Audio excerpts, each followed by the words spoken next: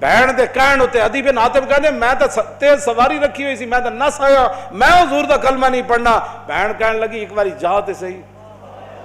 اے دسن والی گل کوئی نہیں، ایک باری تو جا کے چہرہ انور ویکھ تے صحیح، خلق عظیم ویکھ تے صحیح، انہاں دی اخلاق تے عادات ویکھ تے صحیح جلیا۔ وہ کہندے میں اتھوں نسدا آیا، نسدیاں پھر میں جدو آیا تو مینوں پتہ چلیا حضور مسجد نبوی شریف تشریف فرماون۔ کہندے میں جدو جا کے حاضر ہویا تو حضور اٹھ کھڑے ہوئے میرے واسطے۔ انہاں مولویاں پیراں خود اخلاق کی وجہ پیش کیتے، میں تو انہوں سچی گل کر رہا ارے نہ، چونکہ خود نہیں اس راستے تے چلنا سی، چونکہ ایسے تھے تو پھر چونکہ ایسے تھا تو پھر کیوں جی۔ اور جڑی عورت رو رہی سی اپنے عزیز دی قبر اتے، حضور قریب تو گزرے تو فرمایا اسبری، انہوں نہیں سی پتہ رسول اللہ فرما رہے ہیں، انہیں سر رکھے ہوا، غم چیز ہی ایسی ہوندی، اسی واسطے حضور نے فرمایا میرا امتی پناہ منگے، غم بندے نو تباہ کر کے رکھ دیندا۔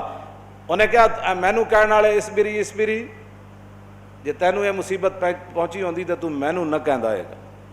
میرے آقا نے یہ سنی گل تو حضور چل پے، اس عورت نے کوئی گل نہیں فرمائی۔ اس سے یہ بھی پتہ چلتا ہے کہ جب آدمی اگلا اس حالت میں ہو تو اس کو تبلیغ نہیں کرنی چاہیے،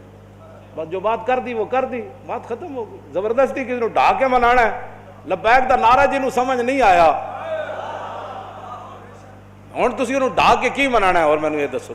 جیڑا اے نہیں کہندا حضور میں بھی، لبیک کا اتنا ہی مانا ہے حضور میں بھی حاضر، میرے بچے بھی حاضر، میرا مال بھی حاضر، میری عزت بھی حاضر، اور میرے ماں باپ بھی آپ کے لیے حاضر، اس سے زیادہ لبیک کا کوئی معنی نہیں ہے۔ اور تاجدار ختم نبوت کے نعرے کا اس سے زیادہ کوئی معنی نہیں کہ ساری دنیا طے و بالا ہو جائے لیکن حضور کی ختم نبوت پر پیرا ہر صورت میں ہوگا، بس اس سے زیادہ تاجدار ختم نبوت کا، ہاں جی، اس سے زیادہ لوگ ان کو سیاسی نعرہ بنائے پھرتے ہیں، پیڑا اور تے پھکیاں اور، امت اس نعرے پر کھڑی ہو گئی اور وہ نیچے اختلافات تھے امت ان کو بلا گئی، انہوں نے کہا بس بھائی لبیک۔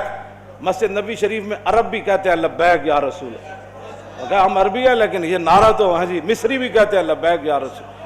پورا عالم اسلام نہیں پوری دنیا کہہ رہی ہے اس وقت لبیک یا رسول اللہ، ہاں لبیک یا رسول اللہ۔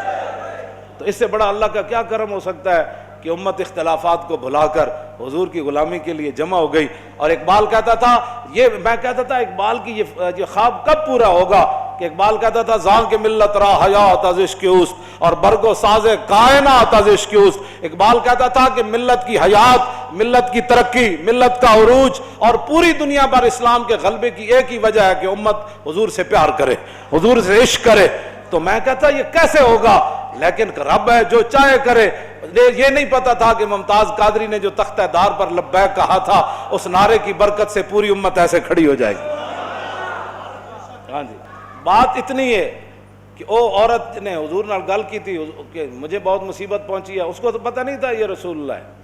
اور غم کتنی عجیب چیز ہے کہ وہ حضور کی آواز کو بھی نہ پہچان سکتا۔ اللہم انی اعوذ بک من الغم والحزن، حضور کی اپنی دعائے مبارکہ ہے کہ میرا امتی کہ میں پناہ مانگتا ہوں غم اور حزن سے۔ ہاں جی، یہ بڑی ڈاڈی شاید ہے۔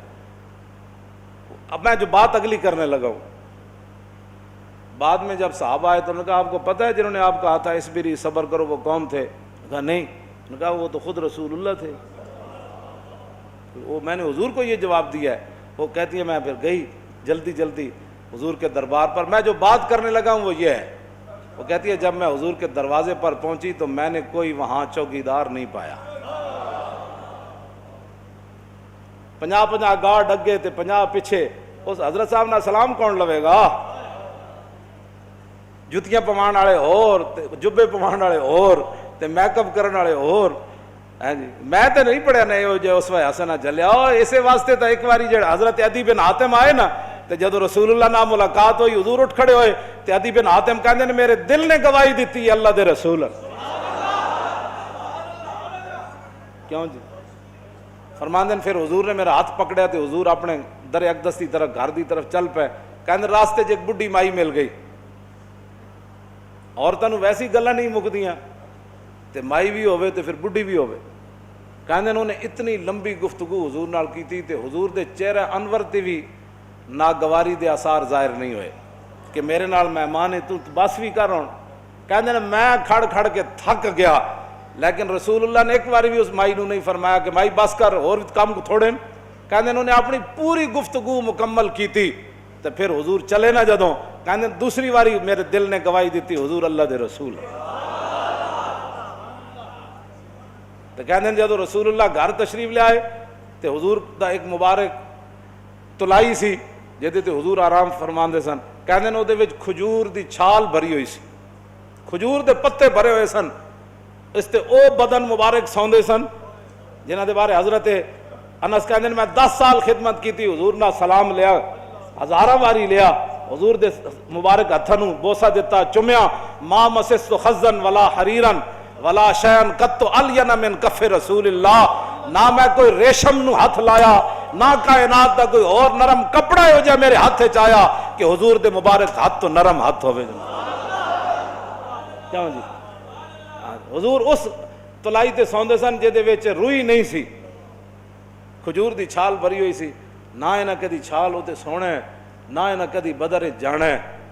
نہ انہاں کدی جناب تلوار پکڑ کے خندق وچ پہرے دینے، انہیں تو کہنا یہ لبیک والے کیا کر رہے ہیں، اسلام تو امن کا درس دیتا ہے۔ میں کہا دسو نا خندق وچ کتنے بندے آئے، کیوں جی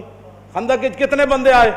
یہ دسو نا قوم لوگوں نو، اذا جاءتکم جنود فارسلنا علیہم ریحا وجنودا لم تروها وکان اللہ بما تعملون بصیرا اذ جاءوکم من فوقکم ومن اسفل منکم وزاغت الابصار وبلغت القلوب الحناجر وتظنون باللہ الظنونا هنالک ابتلی المؤمنون وزلزلوا زلزالا شدیدا واذ یقول المنافقون والذین فی قلوبہم ما وعدنا اللہ ورسولہ